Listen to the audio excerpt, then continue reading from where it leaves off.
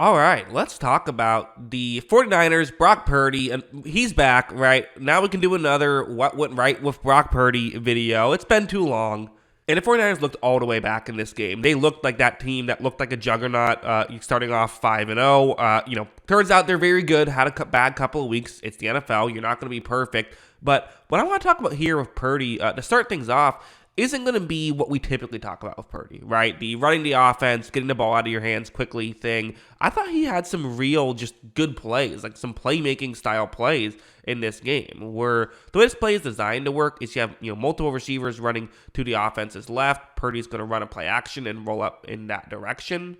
So Purdy takes a snap, he goes in that direction, but the issue is going to be he doesn't love what he sees down the field. He holds onto the ball for a while, considers running. You could run for a few yards right here, but Purdy is going to say, hey, I have a little bit of space, let's still look to throw.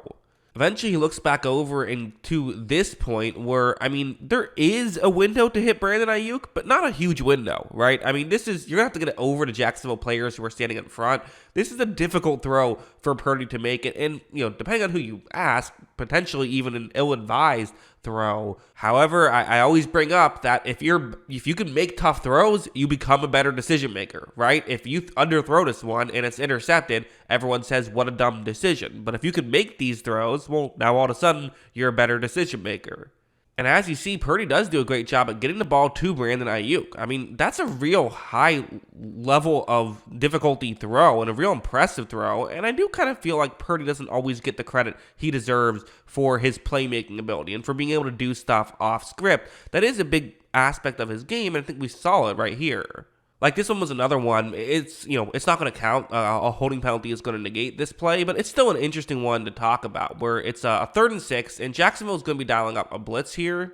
Watch how right when this play begins, you see that there is pressure. Purdy still had time to, potentially make a throw down the field, and maybe he should have. Again, kind of hard to tell with this angle, but regardless, does not love what he sees. It's a 3rd down and 6, so you got to try and figure out a way to get the first down right here.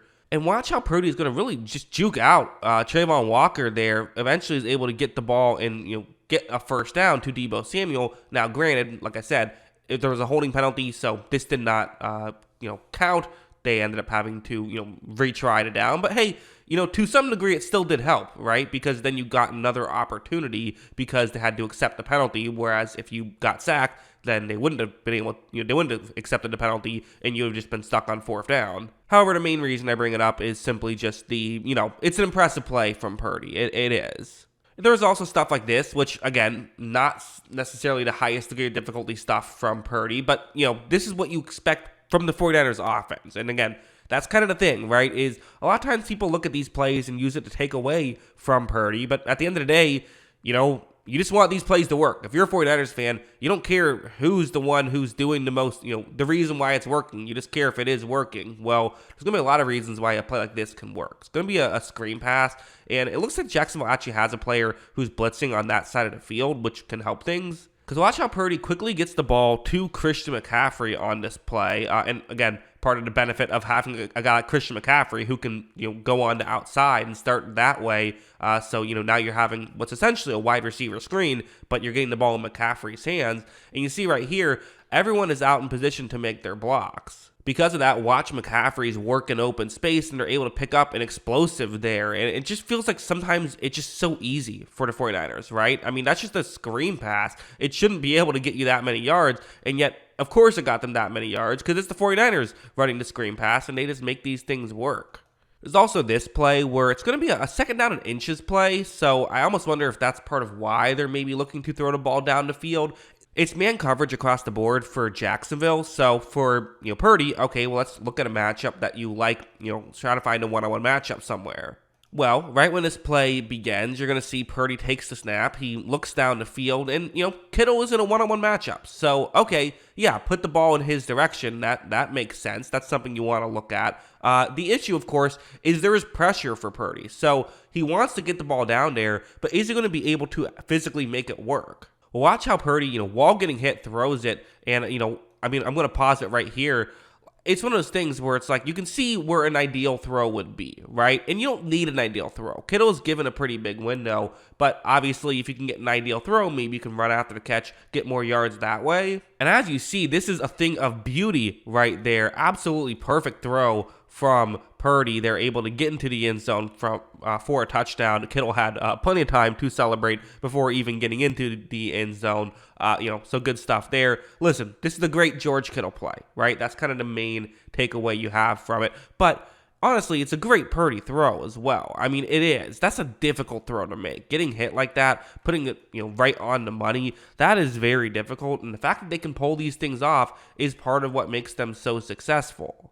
Now, heading over to something like this is still something I would say is a concern if you're a 49ers fan, and something they have to work on is I still don't love the offensive line. Trent Williams is great, but in a situation like this, Trent Williams actually, no one who's rushing the passer is rushing on his side. Instead, they're going to have, really, not that untraditional of a concept. What is unique for Jacksonville is what they're showing. They're showing as though it's going to be a 5-man rush, only going to be a 3-man rush, though, with the edge rusher on Williams' side dropping back into coverage. So, okay, you have your center, right guard, and right tackle. Each have a player they should be blocking. However, right when this play begins, you see that they just don't get over in time. Luckily, Purdy is able to sort of make a move and get around Trayvon Walker. So Trayvon Walker having a tough time getting to Purdy on these plays. He did get a sack on Purdy in this game, but still, good work from Purdy. But that's a bit of a concern. Again, you're going to see Purdy step up, try to make something happen, and eventually does get sacked. The offensive line issues still are there. We did see some pressure throughout in this game for Jacksonville. So, to give the full story, the good and the bad, that's probably the worst we saw from, San Francisco. So, some offensive line issues still, but again, I mean, whatever. Their offense was still awesome, right? There's still so much great about this 49ers offense, and I think that Brock Purdy is a part of it. I do. I think that you can't sit here and say that, he's just, anyone could do this, because we've seen good quarterbacks come in and not have the success that Brock Purdy has had with San Francisco. And also,